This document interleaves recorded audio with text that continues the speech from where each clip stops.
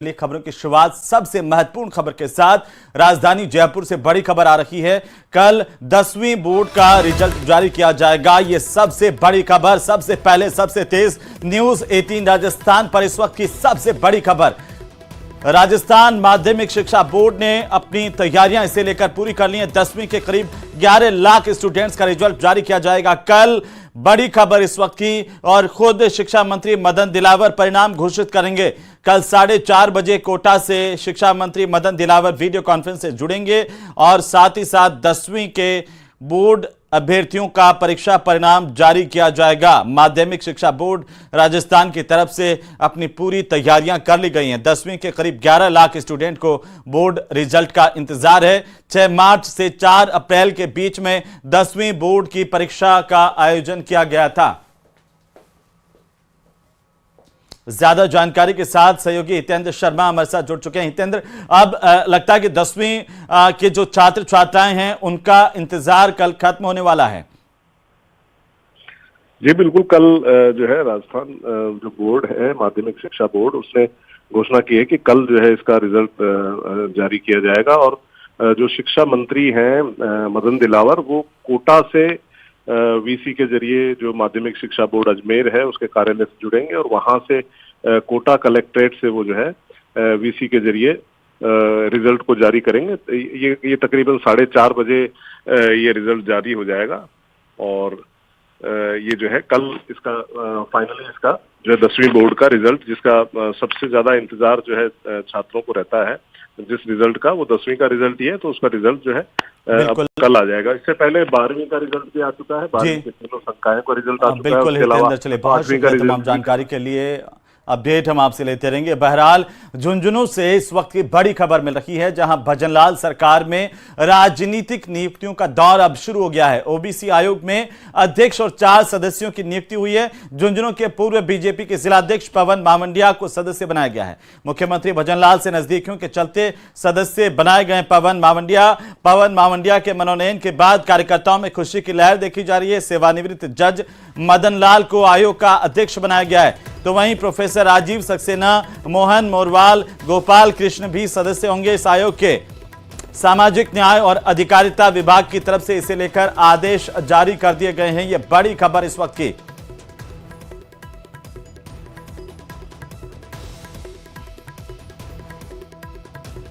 और इसी बीच राजधानी जयपुर से बड़ी खबर हम आपको बता दें, सेप्टिक टैंक में 4 लोगों की मौत के मामले को लेकर बड़ी अपडेट है।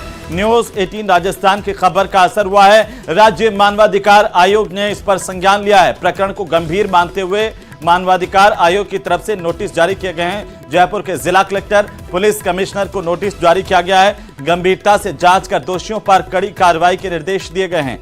मृतक के आश्रितों को मुआवजा राशि सुनिश्चित करने के भी निर्देश राज्य मानवाधिकार आयोग की तरफ से दिए गए हैं। यह बड़ी खबर इस वक्त की।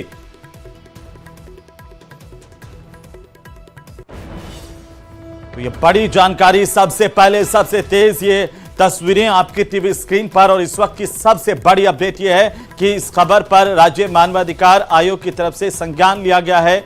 और ये एक्सक्लूसिव जो तस्वीर है, मानवाधिकार आयोग की तरफ से जो नोटिस जारी किया गया है उसकी तस्वीर भी हम आपको दिखा रहे हैं। मृतकों के आश्रितों को मुआवजा राशि सुनिश्चित करने के साथ साथ जिम्मेदारों पर कड़ी कार्रवाई करने के आदेश दिए गए हैं राज्य मानवाधिकार आयोग की तरफ से। साथ ही इस पूरे प्रकरण की निष्पक्ष जांच की बात भी कही गई है।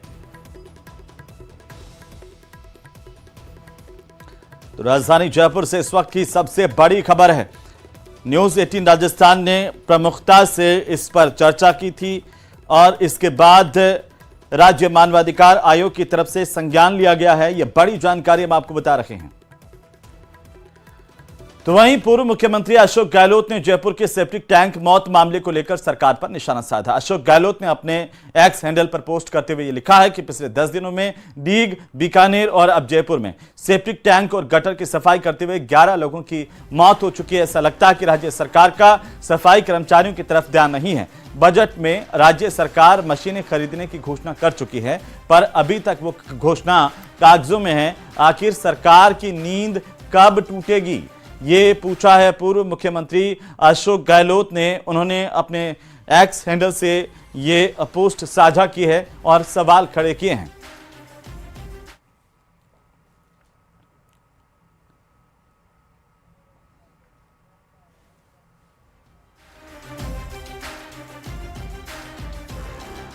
तो वहीं दिल्ली पुलिस की क्राइम ब्रांच ने भरतपुर जिले के डीग इलाके में चल रहे अवैध हथियार बनाने और सप्लाई करने वाले एक गिरोह का भंडाफोड़ किया है।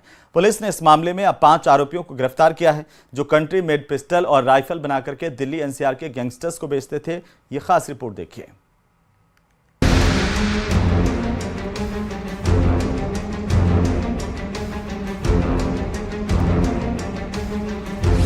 अवैध हथियार फैक्ट्री का भांडाफोड़, दिल्ली की क्राइम ब्रांच पुलिस का खुलासा। महीनों की रेकी और 3 दिन चली कार्रवाई।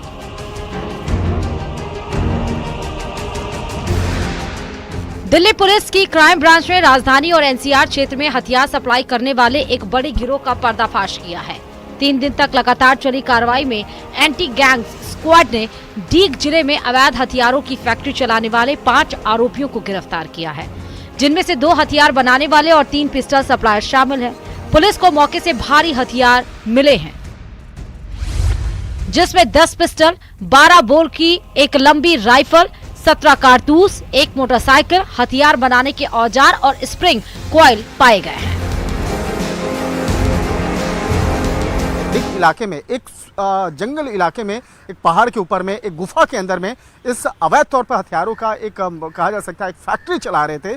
और वहां पर जिस तरह से अवैध तौर पर हथियारों को बना करके दिल्ली एनसीआर में बेचा जाता था, इस मामले की जानकारी दिल्ली पुलिस की क्राइम ब्रांच को हुई। उसके बाद दिल्ली पुलिस की क्राइम ब्रांच ने इस मामले पर एक बड़े ऑपरेशन को चलाते हुए इन तमाम आरोपियों को गिरफ्तार किया। हालांकि शुरुआती तौर पर 5 आरोपियों को गिरफ्तार किया गया है। डीग इलाके की इन तस्वीरों को देखकर आप भी हैरान रह जाओगे। डीग जिला की एक पहाड़ी के ऊपर गुफा में हथियार तैयार किए जा रहे थे। आरोपी देशी हथियार बनाकर कुख्यात गैंगस्टर्स और बदमाशों को सप्लाई करते थे, जिनमें दिल्ली एनसीआर में सक्रिय विकास लगरपुरिया गैंग का नाम भी सामने आया है। दरअसल 4 मार्च 2025 को दिल्ली पुलिस की क्राइम ब्रांच ने एक एफआईआर दर्ज कर विकास लगरपुरिया गैंग के एक सदस्य रोहित गहलोत को पकड़ा था। उसके पास से 2 कंट्री मेड पिस्तौल और 3 राउंड कारतूस मिले थे। पूछताछ में सामने आया कि उसने ये हथियार डीग जिले के पहाड़ी इलाके से जुगाड़ किए थे।